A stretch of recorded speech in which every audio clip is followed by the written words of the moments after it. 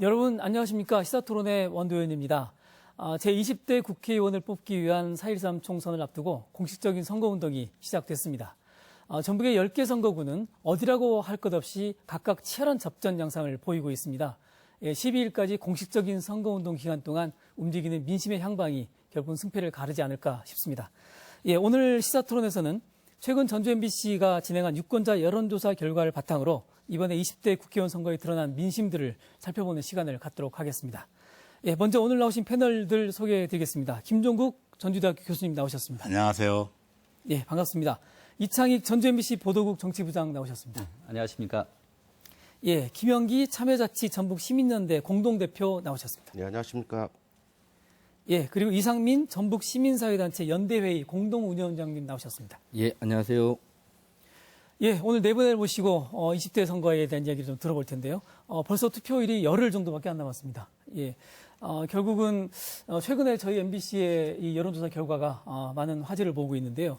도내 선거구 10개 중에서 5곳, 절반의 선거구가 초박빙이다 이렇게 이제 나와 있죠. 1% 안으로 좁혀져 있는 접전 지역도 있고요. 우열을 가리기 굉장히 힘든 상황인데 이창 기자님 어떻게 보고 계십니까? 저희도 결과 보고 상당히 좀 놀랐습니다. 저희가 그 언론 3사 합동 여론조사 결과를 지금 여론조사를 한 뒤 그 접전 양상을 보인 것을 찾아보니까 우리 도내 10개 선거구 가운데 무려 5곳에서 접전 양상이 좀 벌어졌는데요. 전주 을과평, 김제부안, 또 남원임실 순창, 그리고 완주 진무장 선거구 모두 접전 양상으로 나타났습니다. 먼저 전주 을 선거구부터 한번 보시고 진행을 하겠습니다. 전주 을 같은 경우에는 지금 최형재 후보하고 우리 정운천 후보의 지지율 격차가 오차 범위 내인 2.5%포인트에 불과한 것으로 나타났습니다. 또 적극 투표층을 한번 보시겠습니다. 적극 투표층 같은 경우에는 지지율이 정운천 후보와 최형재 후보 간의 이 격차가 다시 반대로 좀 바뀌는데요. 역전이네요. 상위 1, 2위가 순서가 바뀌는 양상을 보이기도 했습니다. 그다음에 또 남원임실 순창 선거구도 이런 현상이 좀 나타났는데요. 후보 지지도를 한번 보겠습니다. 남원임실 순창 같은 경우도 1위 강동원 후보와 이용호 후보의 격차가 오차 범위 내에 있고요. 또 이용호 후보와 박희승 후보 간의 격차도 또 오차 범위 내에서 접전 양상을 보이고 있습니다. 근데 또 당선 가능성을 보면 또 내용들이 전혀 반대로 일어나는데요.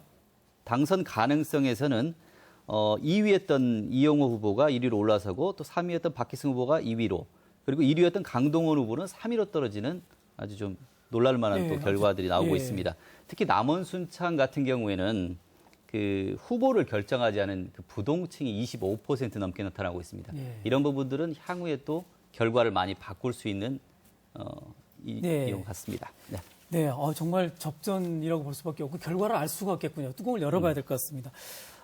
여기 이제 전주시 병 선거구죠. 전국적인 관심을 모으고 있는 선거구입니다. 여기도 초박빙으로 나타나고 있는데요. 김영기 대표님, 이쪽도 상당히 좀 특색들이 나타나고 있죠. 연령대별로도 차이가 있고요.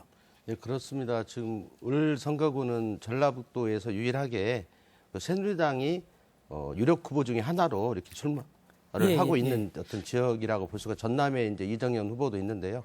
그래서 관심이 집중되고 있습니다. 근데 대부분의 어떤 지지도 이번 여론조사를 봐도 그렇고 타 기관의 여론조사를 봐도 우리가 알 수 있는 어떤 추세 중에 하나가 젊은 층일수록 더불어 어떤 민주당의 어떤 지지도가 높게 나오고 60, 70대 같은 경우는 국민의당의 어떤 지지도가 높게 나오고 또 그 40대 같은 경우는 어떤 기관에 따라서는 50대가 그러는데 치열하게 어떤 각축전이 전개되고 있는 양상들이 많이 있는 것 같습니다. 그런 어떤 과정 속에 있는 것 같고요. 그러다 보니까 을 선거구는 특히 새누리당, 국민의당, 그 더불어민주당 이 3 후보가 오차 범위 내에서 치열한 접전을 벌이고 있기 때문에 어느 누구도 그 13일 이 결과에 대해서 내가 이길 수 있다는 어떤 장담을 할 수 없는 어떤 상황이라고 평가를 할 수 있을 것 같습니다. 그럼 전주 을 지역의 새누리당이 상당히 진전하고 있는데 그건 어떻게 평가하십니까? 그 새누리당 후보가 이미 과거에 국회의원 선거에도 출마를 하신 경험이 있고 도지사 후보에도 나왔었고 그 시기에도 지난번 선거만 하더라도 37% 이상을 얻었기 때문에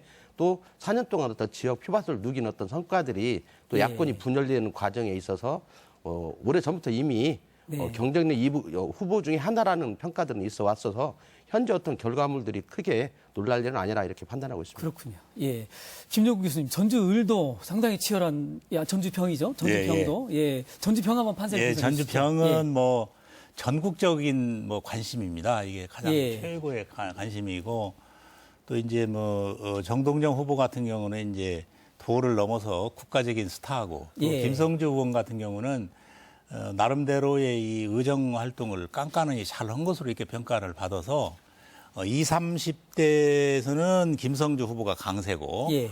5, 60, 70대에서는 이제 이 정동영 후보가 강세고 40대가 이제 어느 쪽으로 갈느냐에 따라서 선거가 될 것 같고 최근에 와서 이제 국민의당의 바람이 좀 미세하지만 크게 뭐라고는 할 수 없죠. 좀 미세하지만 예. 국민의당 쪽으로 좀 오면서 어떤 조사 결과에 따라서는 여기에서는 한 4% 정도 뒤지지만 또 정동영 후보가 한 2% 정도 더 앞서는 것으로 나와 있어서 여기는 끝까지 초박빙으로 이렇게 분류하는 것이 옳은 판단 아닌가 저는 그렇게 보고 있습니다. 예. 예, 전주을과병 이름이 바뀌니까 제가 좀 헷갈리고 있습니다. 예, 전주병 선거구에 대한 말씀 전주을 드렸고요. 네, 조금만 얘기하면 예. 전주을은 이제 우리 전라북도나 전주에서 새누리당을 지지한다라는 얘기를 하는 것이 상당히 어려운 예. 분위기인데 여기서 이제 벌써 지지도가 29%, 또 이 1위인 최영재 후보하고 2.5%밖에 차이가 안 나는 것은 상당한 의미가 있다. 여기서 이것도 하나의 전국적인 관심을 가질 만한 그런 선거구다 이렇게 보겠습니다. 네, 그렇군요. 전주을과병이 아주 이렇게 재밌는 선거구가 되어 있고요.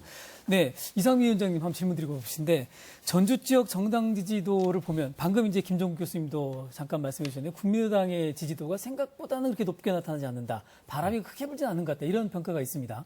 예, 어떻게 보십니까? 이게 전반적으로 이렇게 정당 지지도와 관련해서 놓고 보면 각 지역에 어떤 후보들이 있느냐. 그러니까 지금 그 정당 지지도가 높은 익산이나 군산, 국민의당이 높은 곳을 보면 어떤 유력한 당선이 유력히 되는 그런 높은 지지도를 가지고 있는 후보들이 포진해 있는 경우에는 그 후보를 지지하는 층들이 아무래도 어떤 정당 지지도에 영향을 미치고 있는 거 아니냐라고 하는 측면이고요.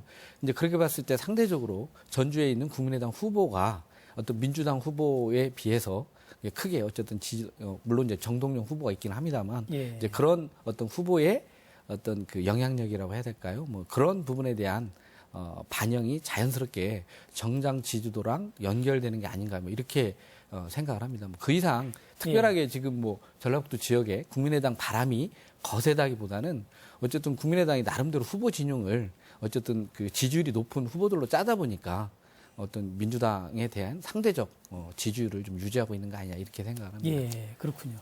예, 아무래도 이제 그 국민의당과 민주당 그 후보들의 개인차 이런 것들이 같이 종합적으로 나타나는 현상이다라는 말씀이신데, 예. 이찬 기자님, 그 이번 조사 결과를 보면 후보 간 연대 또 후보 단일화에 대한 지지도 상당히 높게 나왔죠.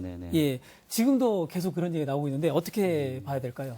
사실 그 통합에 대한 찬성 의견을 물었었는데요. 그 부분이 높은 것은 사실 이 정권 교체에 대한 부분 분명히 그 국민적인 요구가 지금 반영된 부분인데 이 전라북도 같은 경우는 사실 야권 연대라고 하는 것이 더불어민주당, 국민의당인데 사실 지금은 역대 볼 수 없는 전북에서는 아주 즐거운 현상들이 일어나고 있지 않습니까? 예. 그 두 전당이 나타나서 우리 유권자들한테 그 선택의 기회를 주는 시기이기 때문에 사실 전북에서는 어떤 야권 연대 이런 부분들은 사실 별 큰 관계는 없는 것 같고 전국적으로 봤을 때 정권 교체의 어떤 열망이 나타나는 부분이라고 설명이 되어집니다. 예.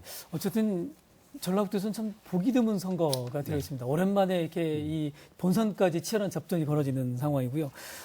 판세가 매우 치열한 상황이죠. 예, 교수님께 한번 이렇게 듣고 싶은데 그동안 이제 선거를 많이 보셨지 않습니까? 네, 예, 많이 보셨는데 이 결과가 지금 예측이 뭐 이렇게 저희가 딱 떨어지게 할 수는 없겠습니다만 어떻게 한번 예상해 보고 계십니까? 글쎄 참 조심스러운데 저도 오늘 아침에 이 방송 나오기 전에 7시에 집에서 출발을 해서 한 40분 동안을 전주 시내를 쭉 돌아다녔습니다. 근데 열심히들 하고 과거의 선거보다도 좀 이렇게 뭐 양당 또는 새 당이 아주 열심히 하는 그 모습을 봐서 이제 드디어 전북에도 선거의 바람이 왔구나 그런 걸 느꼈는데 저는 이제 국민의당은 현실적으로 공천을 한 것이 좀 성공해 나가지 않느냐 그런 생각이 들고 더불어민주당은 공천의 흥행몰이에 조금 소홀히 했지 않느냐.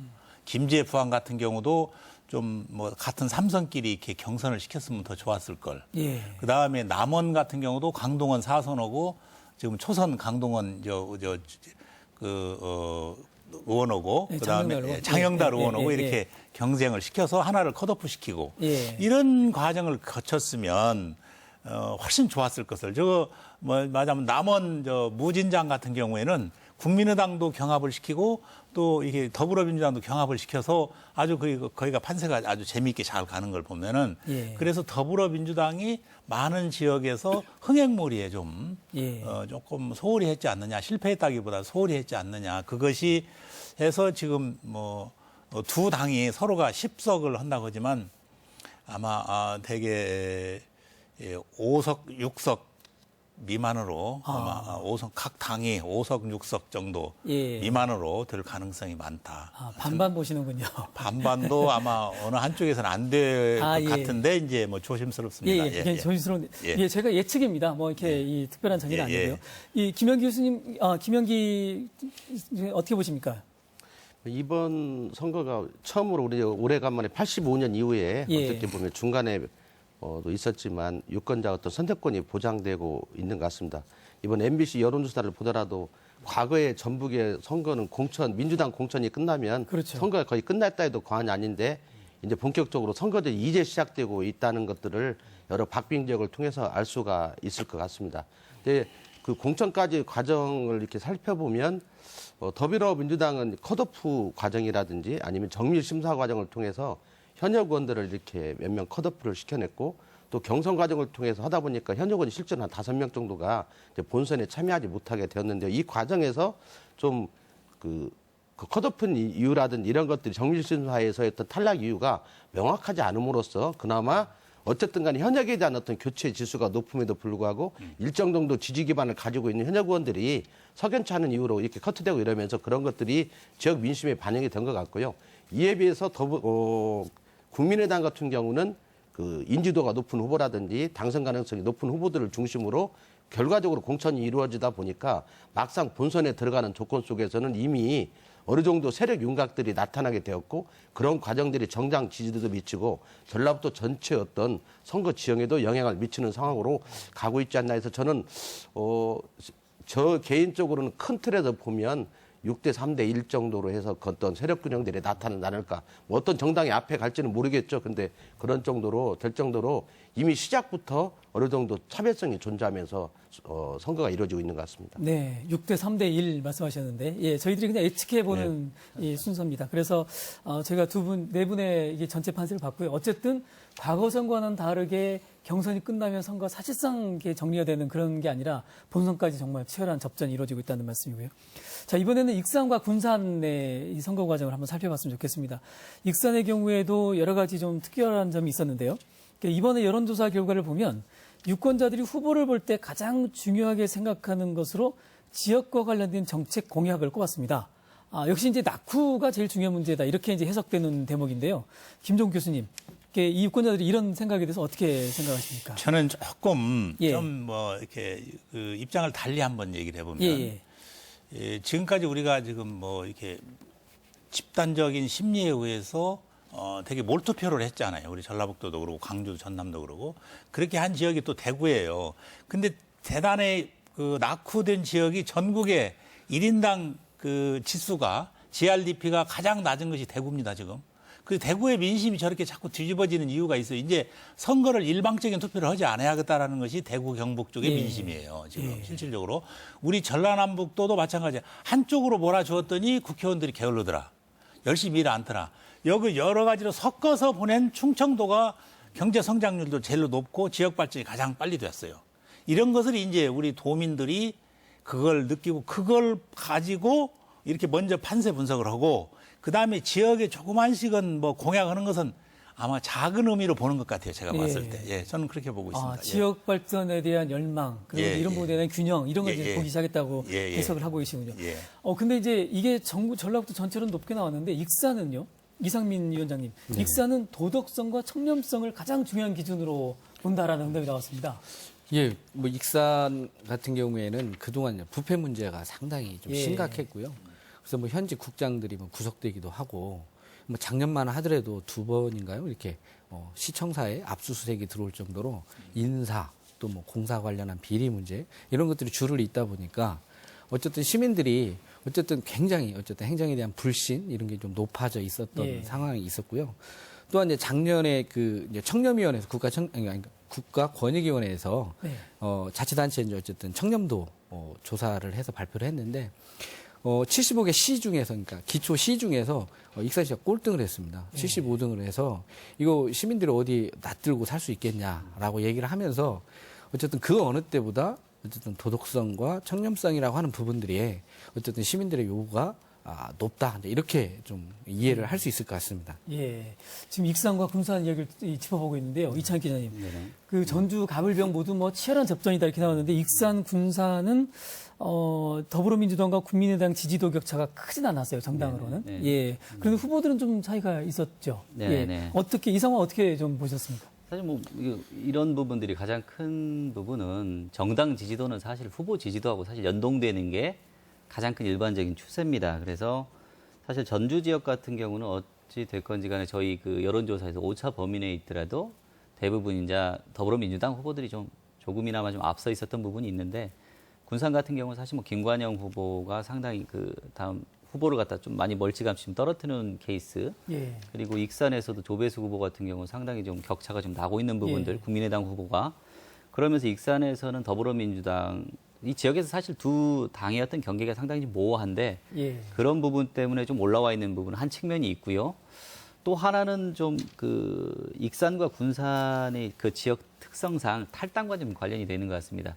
김관영 의원이 더불어민주당을 탈당해서 국민의당으로 옮겨갔는데 또 익산에서는 전정희 의원이 컷오프를 당한 다음에 다시 국민의당으로 또 옮겨갔고 조배수 의원 같은 경우는 더불어민주당에서 3선을 했던 의원이 국민의당으로 나오고 지역 유권자들이 보기에는 뭐 더불어민주당인지 국민의당인지 이게 굉장히 좀 모호한 성격도 좀 예. 있는 것 같습니다. 그러다 보니까 이게 굉장히 좀 혼재돼 있고 그런 부분들이 특히 익산 군산에서는 좀 많이 나타나고 있는 경향이 있는 것으로 좀 보여집니다. 예. 익산 군산이 공천 과정에서 양당 모두가 상당히 좀 어렵게 일을 풀어갔던 과정들이 나타나고 있는 것 같아요. 저희가 국회의원 선거 말고도 사실은 익산에 중요한 선거가 있는 게 익산시장 재선거입니다. 네, 맞습니다. 예, 예. 이상 위원장님, 익산시장 재선거 쪽은 지금 어떻게 되고 있습니까? 예, 뭐 익산시장 재선거도 지금 뭐 국민의당 후보가 월등히 좀 어쨌든 지지도가 높게 나오고 예. 있는데요. 사실은 이게 좀 민주당에서 좀 실책이 많이 있었습니다. 어쨌든 일찍부터 뭐 경쟁력 있는 어떤 그 시장 후보를 세우지 못하고 어쨌든 그 경선 과정이 제대로 뭔가 흥행몰이에 실패를 하면서요.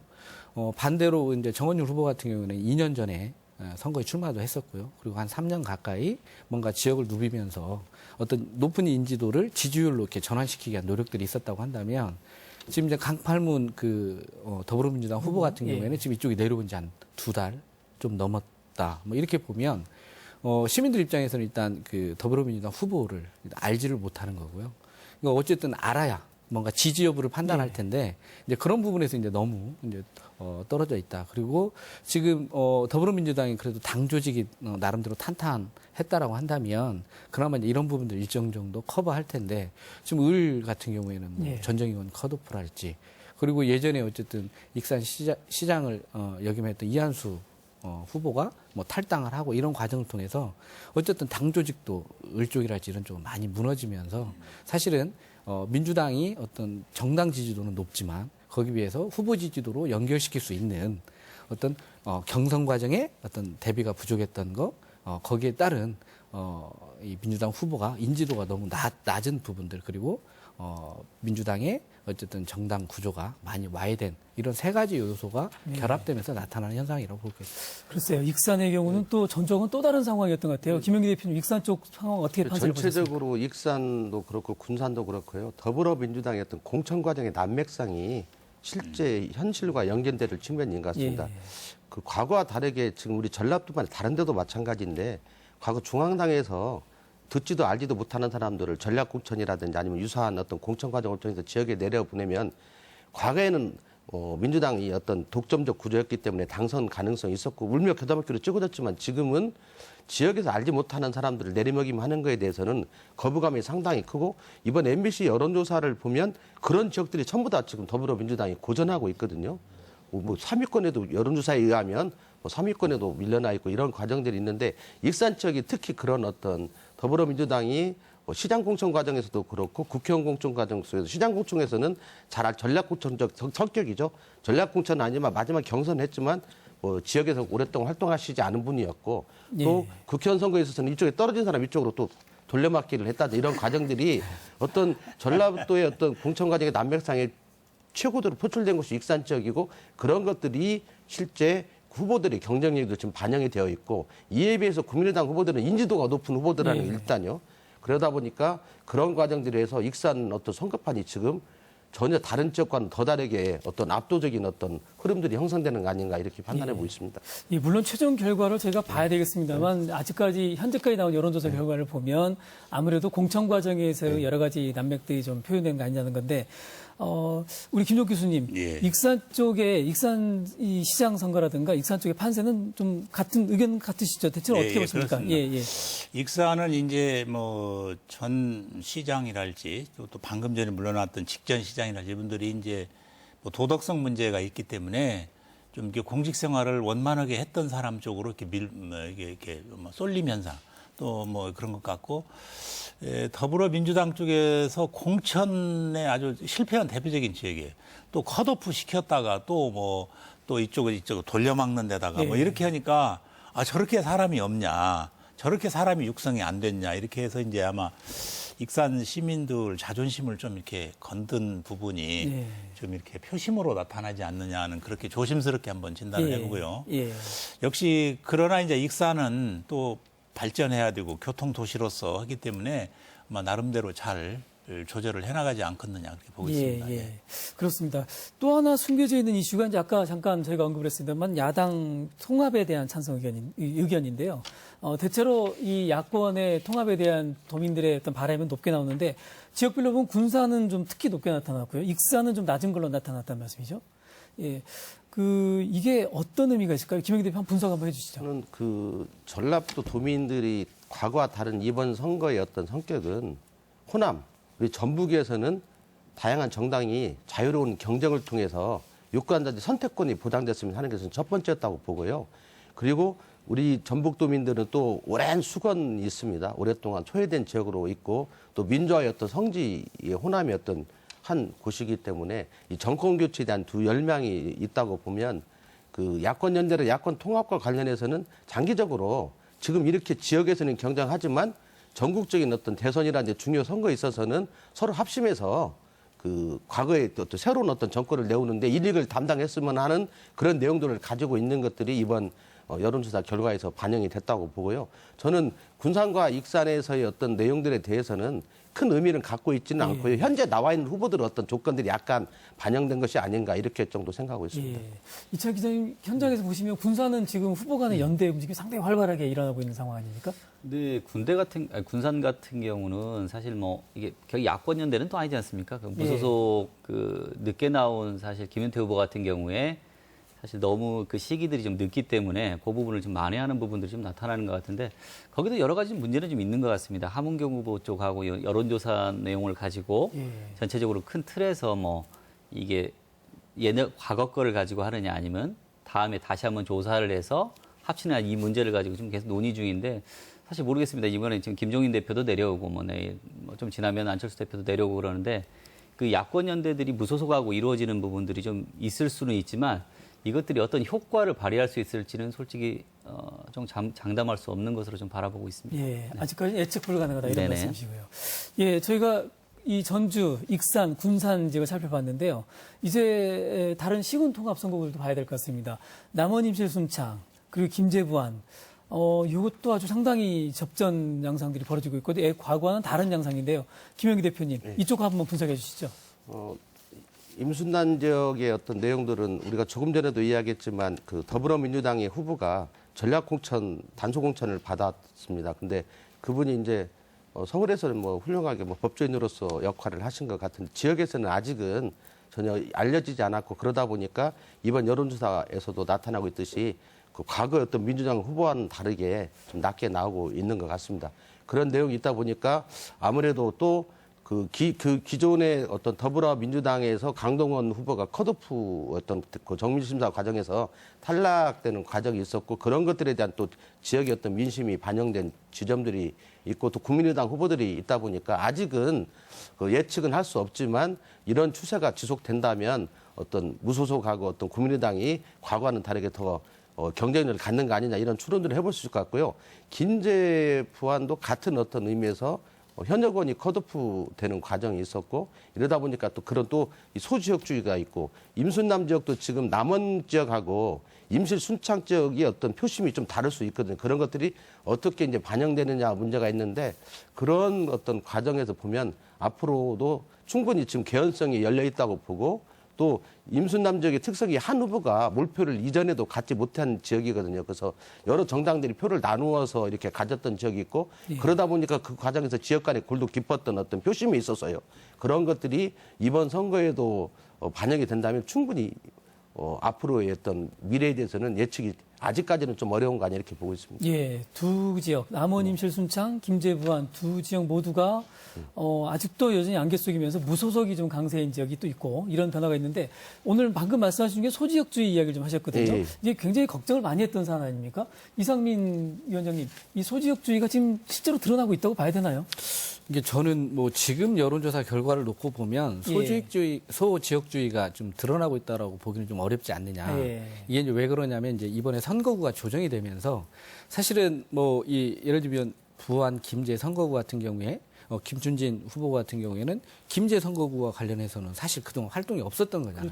그렇죠. 그런데 이제 부안에서는 한 55% 정도 지지를 얻고 있는데 김종혜 후보 같은 경우는 김제가 자기 기반이기도 한데 상당히 또 부안은 선거구가 아니었단 말입니다. 근데 김제에서 한 50% 정도 지지를 얻고 있는 게 이걸 갖다가 소지역주의로 이야기하기에는 그 후보들이 어떤 선거구가 변경되면서 조정이 되면서 어떤 그 지역에 대한 기본적인 인지도나 이런 부분들이 아직 부족하기 때문에 나타나는 현상 정도로 봐야 될 것 같고요.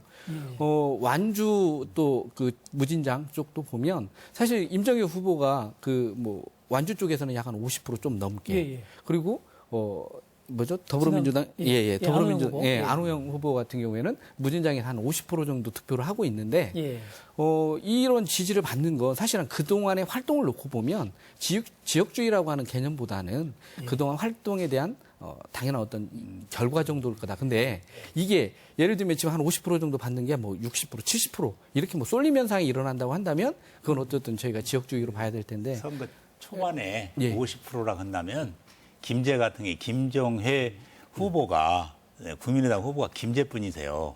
근데 그분이 이제 신인이거든. 근데 김제에서 50%가 나온 것은 이 소지역주가 있어요. 있다고 봐야 돼요. 김종혜 후보도 그 전에 어쨌든 계속 출마를 했었고요. 그래서 단순히 이제 제가 이제 말씀드리는 건 물론 아직 지지를 결정하지 않은 분들이 있긴 하지만 지금은 두 후보 정도로 거의 압축이 돼 있는 거잖아요. 지금 민주당하고 국민의당으로 이런 상황을 놓고 보면 50이라고 하는 수치 자체를 절대화시키면 좀 그렇게 볼 수 있는데 주변 여건까지 고려하면 좀 그렇지 않느냐 이렇게 생각합니다. 이철 부장님 어떻게 보십니까? 소지역주의 문제가 지금 있는데요. 아무래도 뭐 이 부분은 근데 이게 선거구를 사실 그러지 않습니까? 이게 3시지역 같은 경우는 6개를 가지고 나머지 지금 14개 시군 중에 11개 시군이 4개로 나눠지다 보니까 당연히 어쩔 수 없이 여러 개 시군을 뭐 문화나 이런 거 전혀 상관없이 지금 전부 다 획정을 해버린 상태잖아요. 이게 중요한 거는 근데 인구 차이거든요. 결국에는 어쩔 수 없는 인구 차이. 특히 뭐 김제부안이나 정읍고창 같은 경우는 뭐 3, 4만 명 인구가 차이가 나는데 사실은 뭐 김제도 지금까지 단 한 번도 김제 위에 후보한테 국회의원이고 뭐건 준 적이 없는 곳이거든요. 정읍도 어느 정도 비슷한 그런 성향을 가지고 있고요. 그래서 소지역주의라고 말하기 이전에 기본적으로 그 지역 사람이 그 지역을 찍는 특히 김제 같은 부분은 지방 의원들이 대다수 지금 이동을 했지 않습니까?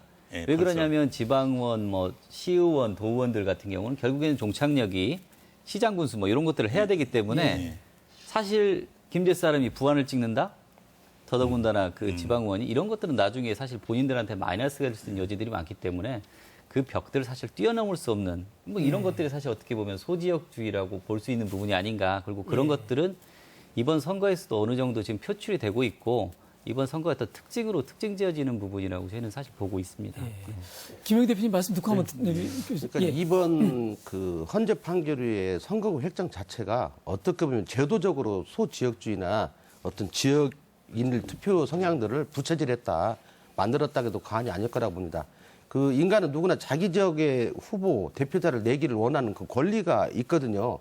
근데 그런 어떤 지자체별로 이렇게 선거구가 획정이 됐다면 자기 지역 안에서 경쟁이 가능했을 텐데 이번은 뭐 3, 4개 시군을 묶어가지고 복합선거구를 만들어 놓다 보니까 인구가 많은 어떤 그 지역 안에 선거구 안에서의 어떤 군하고 적은 군들이 이렇게 맞서게 되는 과정에 있다 보면 인구가 많은 데는 당연히 자기 지역의 대표를 냈으면 하는 거고 또 작은 데는 소외감을 느낄 수 있는 거고 과거의 정치 행태를 보면 그 국회의원이 뽑힌 사람들이 아무래도 자기 지역에 더 관심을 많이 가졌던 것들이 사실이고 그런 데서 어떤 불합리를 느끼는 사람들이 이렇게 뽑게 되는 과정이 있는데요. 이번 선거가 이제 대표적으로 완주 무진장, 투표율까지 가면 인구가 비슷한데 약간 인구가 완주 쪽으로 추가 기울어 있고 김제가 또 부안에 비해서 한 3만 이상 많고 또 정읍하고 고창도 정읍이 많아서 아무래도 그 좀 더 인구가 많고 오랫동안 그 중심적인 역할을 했던 도시에서 나온 후보들이 좀 유리한 어떤 내용들이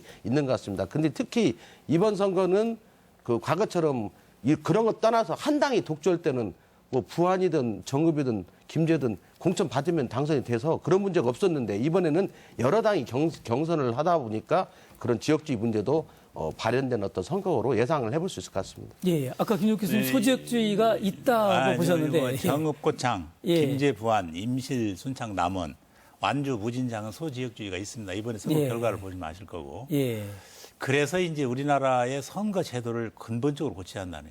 군 정도는 그 상하 양원제로 가야 돼요. 우리나라의 국력이 60년 전의 국력하고 지금 다르거든요. 그러니까 양원제로 가서 하원은 군 대표하는 사람이 하원으로 가고 그다음에 이렇게 대지역으로 해서 상원으로서 상원 하원으로 이렇게 가서 예. 이렇게 가야 일본도 그러지 않습니까? 예. 이렇게 가야 이 소지역주의에 대한 그런 폐해도 없애고 또 실질적으로 농촌 지역이 이렇게 되면 너무 소유가 돼요. 지금 경기도가 이번에 60명입니다. 전체적인 국회의원이. 약 25%가 말하자면 경기도에 있는 국회의원이란 말이에요. 그래서 거기는 막대한 여러 가지 이권이 경기도 서울에 다 쏠릴 가능성이 있어서 이것은 이제 이번 선거를 끝나고 나서는 선거제도 자체를 좀 예. 바꾸는 그런 연구가 필요하다. 저는 그렇게 보고 있습니다. 예. 이번 소지역주의 이번에 지금도 현재 있고 예. 있습니다. 예. 예. 그건 뭐 나쁘다고 할 수 없죠. 그렇죠. 예, 소지역주의이면서 또 후보들의 인지도에 대한 자연스러운 예, 결과이기도 하면서 또 후보들의 경쟁력과 관련돼 있기도 한데 그런 어쨌든 김종욱 교수님 중요한 말씀해 주셨는데 이 소지역주의 문제가 사실 우리 선거만이 아니라 한국의 이 과소지역을 대표할 수 있는 이런 문제에 대한 고민들이 좀 필요하다. 선거 제도와 관련해서 그렇죠, 앞으로. 예, 예. 저희도 한번 계속 고민해봐야 될 주제인 것 같습니다. 또 한 가지 이번에 특징이 지역에 현역 의원들이 빠져 있는 곳들이 다 박빙으로 나타나고 있습니다. 이게 한편으로는 공천 과정에 문제가 있는 건 아닌가 이렇게 봐야 되는 분도 있을 것 같고 또 현역 교체의 여론이 높아서 현역을 교체했더니 또 그게 이제 새로운 신인들이 등장하면서 뭔가 새로운 분위기를 가져오는 것일 수도 있고요. 이창익 부장님 어떻게 이 내용을 좀 분석해 보셨습니까? 예, 맞습니다. 뭐 그게 꼭 전적으로 그렇다고 할 수는 없지만 개연성 분명히 있는 것 같습니다. 예. 어머님 실순창에도 강동원 의원이 지금 컷오프된 상태에서 무소속으로 출마를 하는 것도 그렇고 최규성 의원이 공천 배제된 김제부안도 마찬가지로 상당히 좀 박빙, 접전 양상이 벌어지고 있고 뭐 전주권에서도 이상직 의원이 지금 빠져 있는 곳, 을도 마찬가지인데요. 이 더불어민주당 공천 문제는 아까도 다 지적을 하셨지만 예. 최규성 의원하고 김춘진 의원 삼선하는 걸 왜 한쪽을 갖다 컷오프 시켰는지 이해가 사실 안 되는 부분이거든요. 경선 시켜놓으면 자연스럽게 정리될 거고 그게 사실 경선이라는 거지 않습니까? 재미도 있고요. 그럼요. 또 하나 뭐 익산의 전정희 의원이나 뭐 강동원 의원 같은 경우 의정활동 평가가 절대 나쁘지 않았습니다. 그렇죠. 잘했던 분들이고.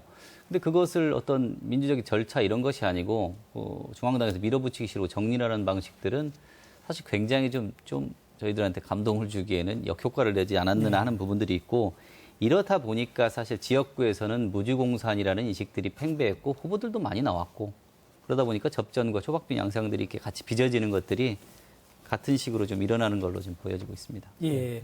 이번에 이제 아까 이제 잠깐 말씀이 나왔는데 무소속 후보의 뭐 돌풍이라고 말하기 좀 어렵고 지금 한 군데 정도가 무소속 후보가 좀 유력하게 얘기되고 있는 거 아닙니까? 네. 예. 김영기 대표님 무소속이 다른 곳에서 좀 가능성이 좀 있을까요? 현재로 보면 뭐 진짜 무소속 후보가 유의미한 어떤 지금 경쟁력을 발휘하는 곳은 거의 없다고 해도 예, 예. 과언이 아닌 것 같습니다. 그리고 이 특히 몇 개 정당이 경쟁을 하게 되면 과거에 열린우리당하고 민주당하고 경쟁할 때도 무소속은 힘을 못 썼거든요. 예. 두 정당이 경쟁을 하기 때문에 나타나는 현상이고 그 임순남 같은 경우는 무소속이라고 하지만 현역 의원이거든요.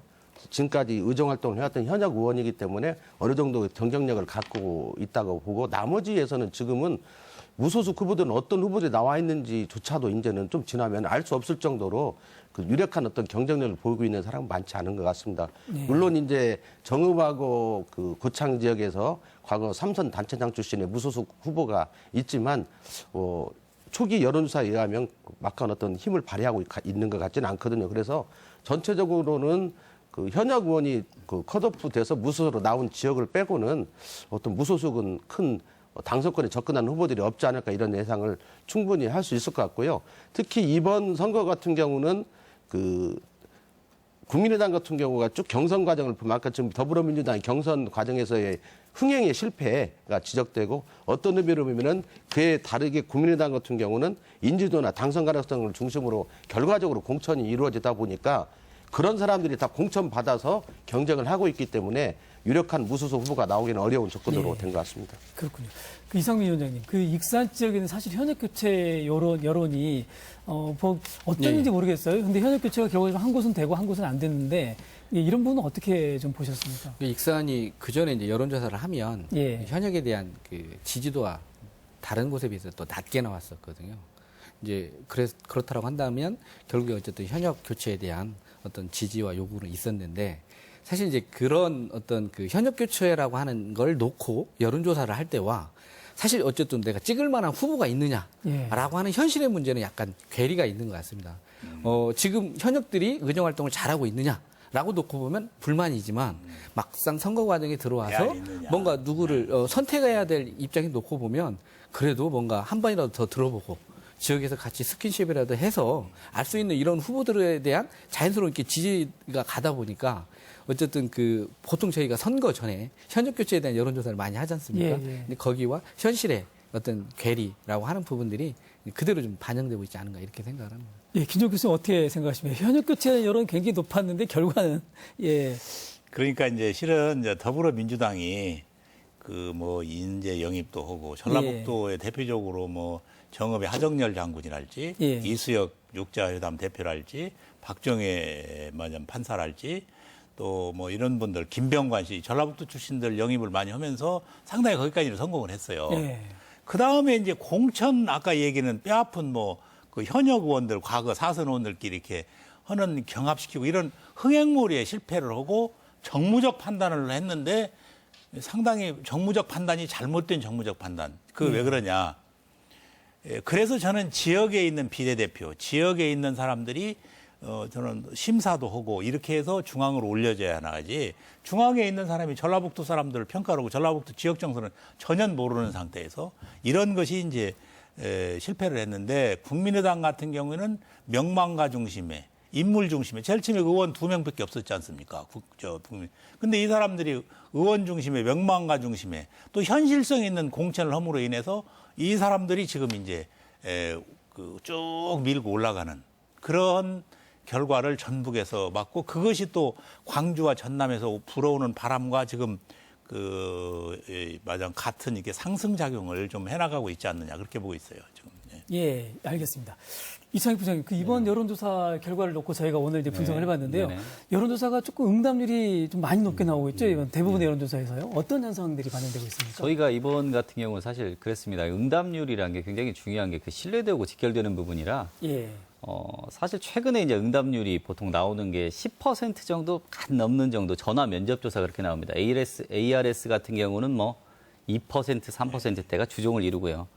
그래서 저희가 지난 지방선거 때부터 응답률 기본적으로 이 부분을 좀 제고를 하기 위해서 사실 이게 착신 문제들이 많이 있지 않습니까? 대부분 다 이렇게 대기하는 부분들이 많아서 어떤 방송의 영향을 조금 위해서 유권자들이 직접 참여할 수 있는 그것들을 좀 높이기 위해서 방송을 통해서 홍보를 하고 저희들이 여론조사를 한다는 것을 특히 3사 이제 공동 여론조사이기 때문에 사전에 홍보를 한 다음에 사실 이번에 여론조사를 실시했습니다. 예. 그러다 보니까 여론조사 응답률이 상당히 좀 높이 나오는 경향들이 좀 있었고 물론 이 부분은 두 가지 특징이 있습니다. 많이 봤기 때문에 일반 유권자들이 많이 참여해서 높아졌다라는 거 하나하고 그만큼 또 강력하게 그 착신팀들이 대응을 해서 나왔다는 부분도 사실은 간과할 수 없는 부분도 있을 수는 있습니다. 예. 네네, 알겠습니다. 이번 응답률은 아무튼 너무 높게 나와서 네, 그렇습니다. 네네. 그거로 더 걱정되는 측면이 있더라고요. 네, 좀 참고로 말씀드리겠습니다. 이번 여론조사는 전주 MBC와 JTB, 전북도민일보가 코리아 리서치 센터에 의뢰해서 실시했습니다.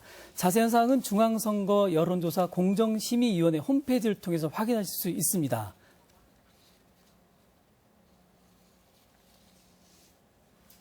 예. 저희가 오늘 저희 MBC에서 했던 여론조사를 바탕으로 해서 오늘 선거 토론을 진행해봤습니다. 오늘 토론 진행 가운데서 미처 못하신 말씀이나 좀 마무리하실 말씀 있으면 지금 부탁드리겠습니다. 먼저 김종욱 교수님께 마무리 말씀 부탁드립니다. 예, 지금 현장에서 열심히 뛰고 계시는 후보자 여러분들 여론조사에 일희일비 하지 마시고 세계적인 여론조사 기관 갤럽 여론조사도 우리 한국에서는 결과가 틀린 경우가 많이 있습니다. 여기에 일희일비 하지 마시고 열심히 뛰시기를 부탁드리겠습니다. 예, 고맙습니다. 이창익 부장님. 저희 같은 경우는 이번에도 그 여론조사라는 부분들이 사실 여론조사는 여론조사일 뿐입니다. 나오는 것들이 사실 나중에 결과가 달라질 수도 있고요. 그렇기 때문에 저희는 보도에서도 그 새누리당부터 뭐 기호순으로 해서 이렇게 여론조사의 그 결과치를 갖다 보도를 했었는데요. 가능한 한 유권자들이 혼동하지 말라는 부분을 계속 이렇게 주지를 시켰던 부분들이 있는데요. 다시 한번 말씀드리지만 여론조사는 여론조사일 뿐이니까 선거하실 때는 자기 어떤 그 독자적인 주관을 가지시고 좋은 후보에 투표했으면 좋겠습니다. 예, 그렇습니다. 선거 기간을 남겨두고 하는 거기 때문에 예, 이번 김영기 대표님. 여론조사를 이렇게 방송 언론들이 연대해서 한다는 것 참 의미가 있는 것 같습니다. 근데 이제 여론조사는 그 추세를 반영하는 거고 그런 과정 속에서 후보자들이 참고하면서 여론조사 높게 나오면 높게 나오고 낮게 나오면 낮게 나오고 충분히 또 그게 또 바닥 민심을 그대로 100% 반영하는 게 아니니까 하면 되는데 이런 좀 공신력 기관에서 여론조사를 하면 이렇게 퍼날리기를 막 해가지고 마치 본인이 그런 것처럼 하다 보니까 민심 왜곡되는 어떤 현상들이 있을 수 있는데 가장 중요한 건 결국은 유권자들을 감동시킬 수 있는 그런 선거 운동과 활동을 통해서 유권자 포심을 자극해서 결국 중요한 것은 13일 투표 과정에서 본인을 찍을 수 있도록 활동을 열심히 하는 거고 그래서 결과물을 좋게 받으면 그게 가장 중요한 거기 때문에 진짜 교수님께서 말씀하신 대로 여론조사는 다만 참고용일 뿐이고 본인의 앞으로 남은 기간 동안에 어떻게 활동하는가가 특히 우리 전라북도는 지금 많은 곳이 박빙 쪽에서 혼전을 하고 있기 때문에 그 과정에서 열심히 하는 사람이 결국 당선을 될 거라고 저는 판단하고 있습니다. 네, 이상민 위원장님. 예, 뭐 여론조사에 대한 말씀들을 많이 주셨는데요. 사실은 저희가 2년 전 선거 때만 하더라도 여론조사가 문제가 돼서 뭐 이렇게 조사를 받거나 이런 게 한 30건 정도였습니다. 그런데 아직 지금 선거가 진행 중인데 약 90건이 넘어가고 있거든요. 네. 그렇다고 한다면 지금 뭐 어떤 그 후보자 이해관계나 유불리에 따라서 어떤 여론조사 부분들이 많이 되고 있다라고 하는 부분들 좀 우리 유권자께서 좀 참고를 해주셨으면 좋겠고 후보자들은 열심히 선거운동을 해야 되겠지만 유권자들은 좀 즐겼으면 좋겠다는 생각을 합니다. 예. 이전에 볼 수 없었던 모습은 지금은 후보자를 초청해서 뭔가 이 분야에 대한 정책을 검증하는 토론회가 지역에서 너무 많이 열리고 있습니다. 그러니까 예전 선거에서는 그냥 공천만 받으면 그냥 법정 토론을 제하고는 나가지 않던 이런 분위기에서 지금은 어느 단체가 불러도 그 후보자들이 찾아가서 거기에 대한 자신의 정책과 공약을 얘기할 만큼 유권자들이 충분히 이번 선거를 통해서 어쨌든 그 유권자의 권리를 지킬 수 있었으면 좋겠습니다. 예, 감사합니다. 이번 총선 저희가 살펴봤듯이 이 유례없는 혼란, 혼전 그리고 혼돈성이 이루어지고 있습니다. 안팎으로 부는 바람 속에서도 묵묵히 정책을 준비하고 공약을 만들어 나가면서 선택을 기다리는 후보들의 이 치열함이 있습니다. 또 유권자들은 또 저희는 즐겨가면서 이번 선거에서 보다 나은 후보를 뽑고 또 지역의 미래를 만들어가는 그런 작업을 해가고 있습니다. 전주 MBC는 각 선거구에 입후보한 후보들의 정책과 공약을 모아서 같이 토론해보는 20대 국회의원 후보자 토론회를 매일 아침 9시 45분에 생방송으로 보내드리고 있습니다. 유권자 여러분의 현명한 선택을 돕는 시간이 되기를 바랍니다. 오늘 시사토론 여기서 마치겠습니다. 함께해 주신 여러분 고맙습니다.